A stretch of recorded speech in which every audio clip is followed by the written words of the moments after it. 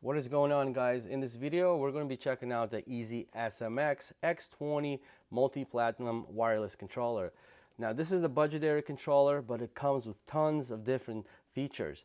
We're going to go over all these different features, how this controller works, and I'm going to give my personal review on it. Here at the EasySMX website, you have different type of products: Switch controllers, PC controllers, PlayStation, mobile controllers. They also have some headsets, children headsets, accessories.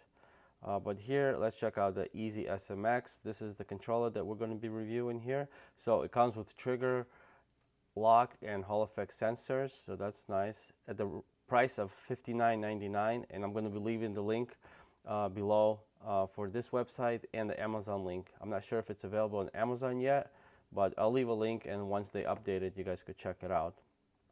So the controller looks pretty nice. It has these RGB lights here. Let's check out the different features. Hall triggers two-way, so basically they have the lock switch on the triggers. That's just nice. If you're playing first-person shooter games, you'll be able to have the header triggers on that. You have mechanical tactical buttons. That's pretty cool. 1000 hertz pull rate, not bad. That's actually really good. So it's also going to come with gyroscope movement. So when you move the controller, it's going to be able to read that in game, similar to the DualShock or the DualSense, I should say. RGB lights, so you could change the different colors of the lights. 4 back buttons, and here you have the triggers, the switch. So we're going to check out the buttons and see how they feel. So this is the button layout. So it's going to have turbo mode, which I think is pretty cool. A lot of the controllers don't have it. I know that the Thompson controller does have it, and it's a pretty nice feature to have. I'm going to also go over that when I view the controller. And just the standard button layout, the D-pad, L3, R3, back buttons. Yeah, so overall, it has a lot of different features for $59.99. It's a budget price. It's almost the same price like if you're buying an Xbox or a PlayStation 5 controller. It's about in the same price range, but you are getting a lot of tons of different features here. Compatibility, you have PC, game deck, Switch, Android, and iOS. Pretty standard with any third-party controllers. How they're compatible: trigger lock, backlights, 4G connection, wire connection, Bluetooth connection, back pedals, turbo function, motion control, vibration level adjustment, joysticks, Hall effects, and triggers, Hall effects. That's pretty nice. And here are the other controllers if you're interested to check them out with the pricing. The X10 at 50 bucks, 15 at 40 bucks, 05 at 30 bucks. All right, let's get this unboxed and check it out.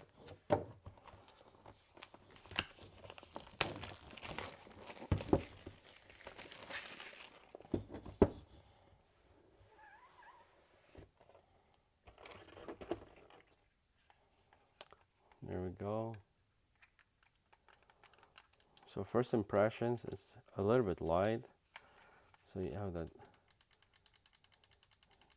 clicky button, this one all the way up.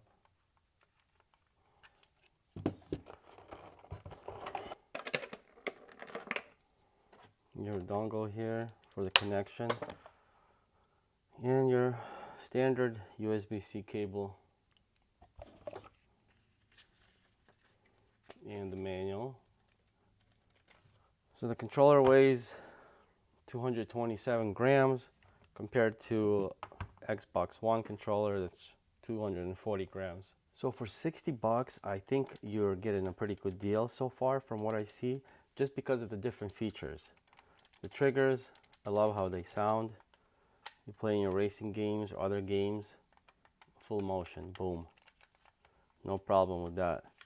Back buttons, reminds me of like the Nintendo Switch Pro. Nintendo Switch Pro controller.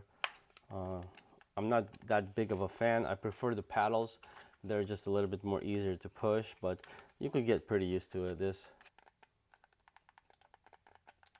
So this is your back button. You have your turbo button, your home button, command, and start button. As you can hear, these are all tactical buttons, including the D-pad. The joystick, they're Oh, just regular joysticks. They are Hall effect, but the resistance on them is just normal, same as you would have on your Xbox or PlayStation 5 controller.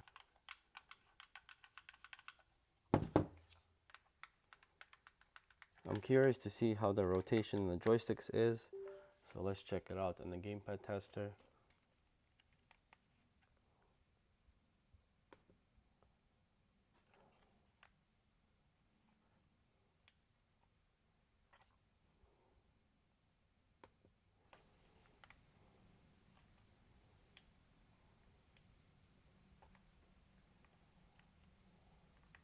It's not bad. Wow. Zero error. I never seen that before.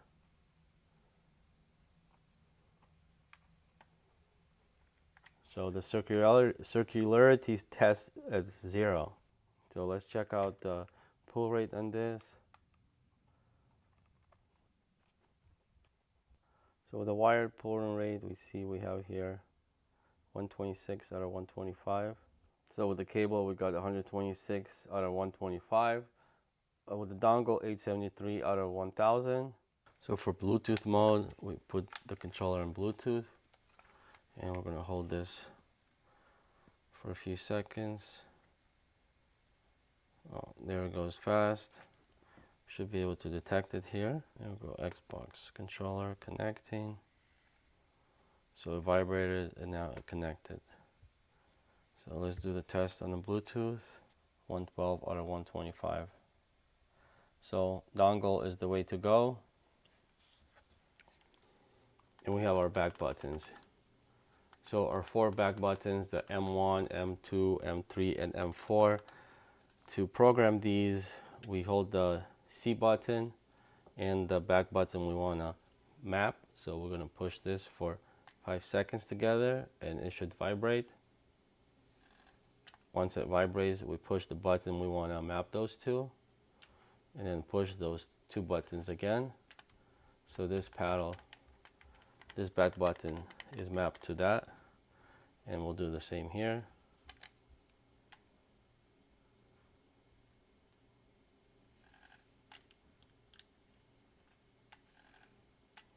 So now this button and this button are mapped to this and this. And check out those lights. They're like, it's almost like a projector inside. It's pretty cool.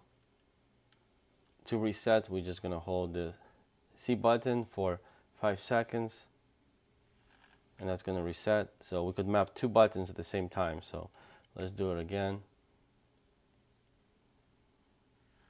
So if you want to map these 2, you'll just put them together. So now when you push this paddle or back button, 2 buttons at the same time. For the turbo mode, we push the turbo and A button. So we want to do that. So now when we push A, it's going to be on turbo. And then we do turbo and A again. It just goes for infinity. And then we do turbo and A again, it turns it off. So that's pretty cool. So if you were playing Call of Duty and usually you're using this button as the shooting button, you would do that. So your semi-automatic will become automatic. Do it again, it just shoots forever, and then you do it again to turn it off. And you could change the RGB lights by pushing the C button and you push down, and it changes different colors. You also have the option to adjust the vibration. So you'll just hold the C and you push up for high vibration and down for lower vibration. And you could also calibrate the joysticks, which I'm not going to do it because, as I showed you guys here earlier, this circularity is like, it's perfect. Like, that's beautiful. Usually on other controllers, it's never like that. It's 0.0. But if you need to calibrate the joysticks, you would have to push the C and the start button together for 5 seconds. When the controller will start flashing red, that's you're in calibration mode, and you would just rotate the joysticks, this one and this one, in full circles 3 times. The controller does have a texture grip here. I'm not sure if you can see it, but it's on there. So it's not so slippery like this finish here that's kind of glossy. And I forgot to mention, but these do come off pretty easy. You just, with a nice twist.